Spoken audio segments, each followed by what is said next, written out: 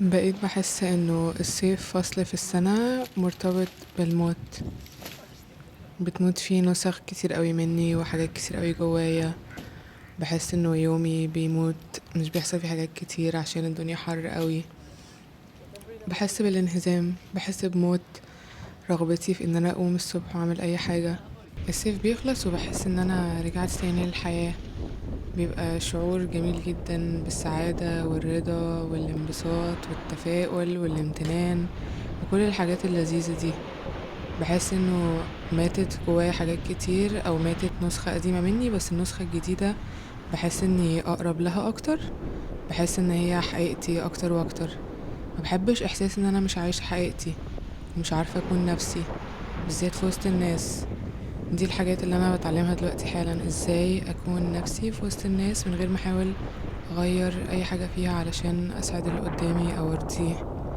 كل شوية بكتشف ان انا كنت بكدب على نفسي وبقول لنفسي ان انا مبسوطة قوي وفي حاجات كتير دلوقتي حالا في حياتي انا تمام معاها، بس الواقع بيبقى لا.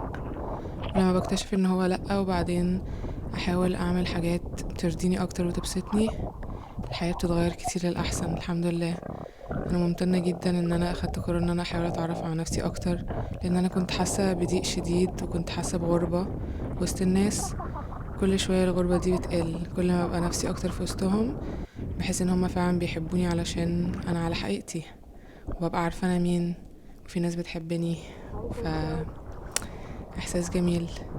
وبعد كده الحياة بتبتدي تبقى حلوة من تاني الحمد لله. انا حاسه انه شويه بشويه برجع للحياه تاني. دلوقتي هروح اجيب ابني من الحضانه، ما اعرفش ليه انا متحمسه بالعلبه بتاعه الاكل. راح اجيب ابني من الحضانه، هركب على العجله وهشيله على ظهري. بقى كتير قوي مشيتوش على ظهري. عشان اقول الحقيقه انا حاسه النهارده ان انا كويسه قوي الحمد لله. عايزه اقعد بقى اشوف الموجه بتاعه الاكتئاب دي جت امتى وقعدت قد ايه وكده، عشان اعرف بقى المره اللي جايه هتيجي امتى. كل مره بقعد اقول كده وبرده الموضوع بيغفلني.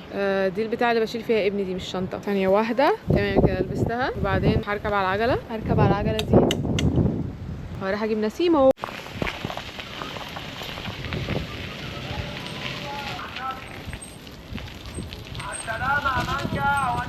عايزه اوريكم حاجه واحده صاحبتي ادتها لي من المزرعه عندها.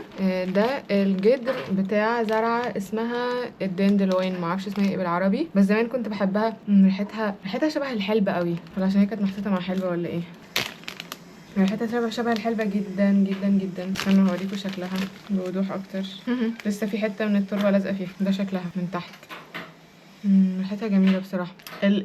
الزرعه بتاعت الدندروين ممكن احط صورتها هنا، عارف احط صورتها؟ يا رب اعرف احط صورتها هنا. بس هي الزرعه اللي هي بيبقى فيها حاجات كده خفيفه قوي زي الريش وبننفخها في الهواء وبيطيروا. هحط ده في حله صغيره فيها ميه واغليه لمده نص ساعه، علشان المفروض انه الشاي اللي بيتعمل منه بيبقى بيعمل ديتوكس، بيخرج السموم من الجسم. وانا حاسه انها هتبقى حاجه حلوه لو عملت كده لنفسي النهارده. سيلف كير.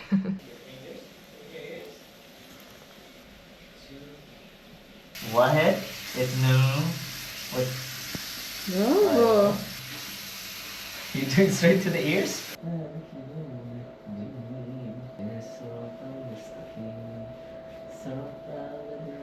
انا فجأة قررت ان انا محتاجة اقص شعري دلوقتي حالا. النهاردة الصبح استقبلت اخبار نوعا ما مش لذيذة بصراحة، هي مش لذيذة خالص، بس حسيت انه انا ممكن اقص شعري واتخلص من حاجة معينة كده، بس ما علينا. عايزة اقص شعري، نفسي اللي هو يبقى كده. انا كان دايما شعري الطول ده زمان قبل ما اقرر اطوله، وبعد كده حسيت له ايه ده، انا عمري ما طولت شعري فيلا اجرب اطوله. بس حاسه ان انا خلاص يعني اللي هو طولته وقشطه وشفت واتبسطت وكده، خلاص بقى يلا نعمل حاجه تانية. بس قررت فجاه ان انا هقعد اقص شعري دلوقتي حالا.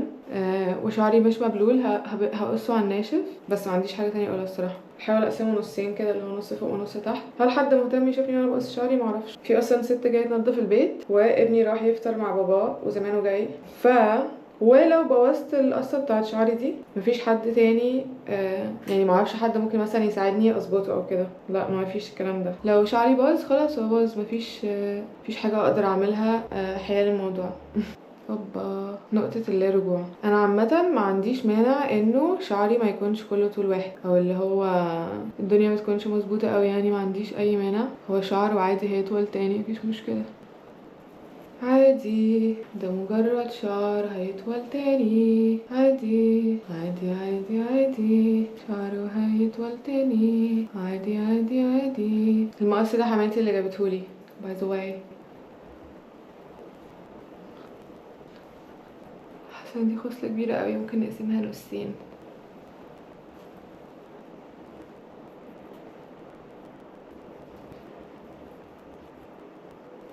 alright. انا بحسه اسهل بالنسبه لي اني اقص الشعر وهو ناشف عن وهو مبلول. حد تاني بيحس بكده؟ يعني حاسه ان الجنب اليمين اطول قوي من الشمال. انتي نازله من فوق اصلا. ماشي، هفتح لك الباب حالا. مع السلامه. الست اللي بتنضف جت ثانيه واحده.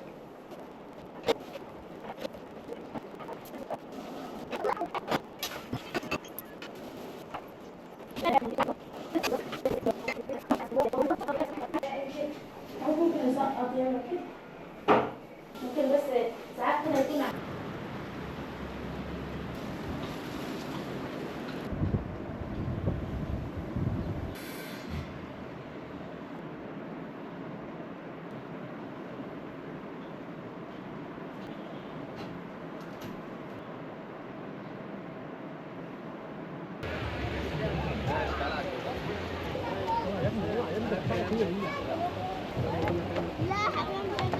انا خرجت من البيت مع ان انا كنت متوتره قوي ان انا اخرج من البيت النهارده لوحدي.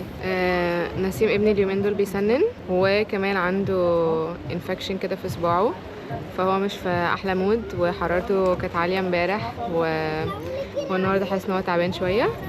بس دايما لما بنخرج بره البيت نقعد شويه في الهواء الطلق وفي الشمس بيحس ان هو احسن.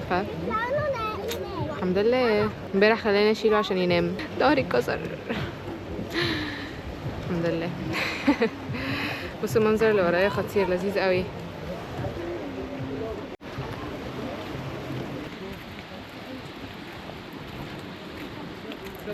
جميلة الزاوية دي صح؟ برافو. على مهلك وانت بتطلع. ماشي ماشي. او